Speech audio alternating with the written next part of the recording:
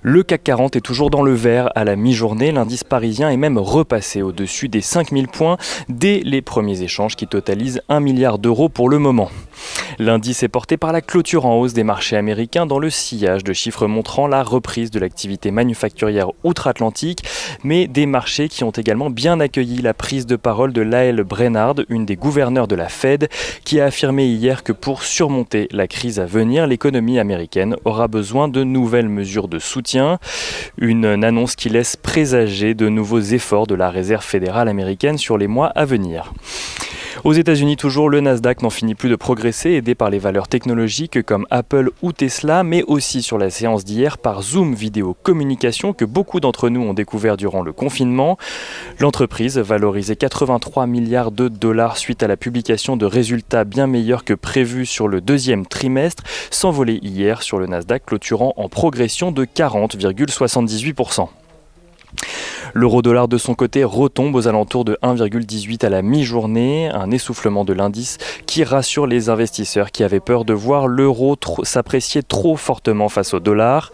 Airbus, qui fait partie des entreprises qui pourraient pâtir d'un euro trop fort, fait d'ailleurs partie des plus fortes hausses ce matin sur le CAC 40, revenant à des niveaux similaires que la semaine dernière.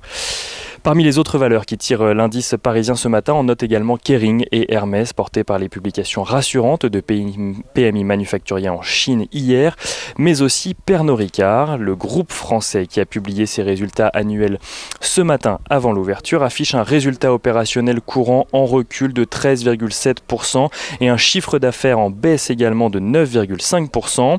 Un recul qui n'en reste pas moins une bonne nouvelle pour les investisseurs, car ces chiffres sont finalement meilleurs que les prévisions initiale du groupe de spiritueux.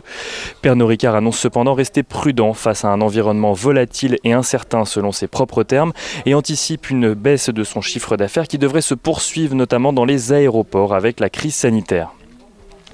Biomérieux, lui, affiche des résultats semestriels en hausse. Le spécialiste du diagnostic in vitro fait état d'un résultat net en hausse de 23%, grâce notamment à une explosion de la demande lors de la crise du coronavirus.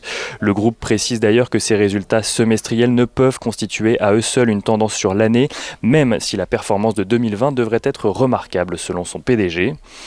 Ailleurs en Europe, on notera également que le Suisse Roche a annoncé hier qu'il lancera un test de détection de la Covid-19 dès la fin du mois, un test qui pourra produire des résultats en 15 minutes environ. Et on notera que le retour global à la croissance des marchés financiers fait réagir l'ESMA, l'autorité européenne des marchés financiers, qui constate dans une analyse que les marchés boursiers risquent de faire face à d'importantes corrections suite au décalage entre le rebond des actifs financiers et la réalité de l'économie frappée par la pandémie. Et on finit justement avec une statistique économique. Les ventes au détail ont reculé de 0,9% en Allemagne en juillet après un recul de 1,9% en juin. Les économistes tablaient d'ailleurs, eux, de leur côté sur une hausse d'un demi-point, mais en données annuelles, les ventes au détail en Allemagne restent cependant en croissance de 4,2%.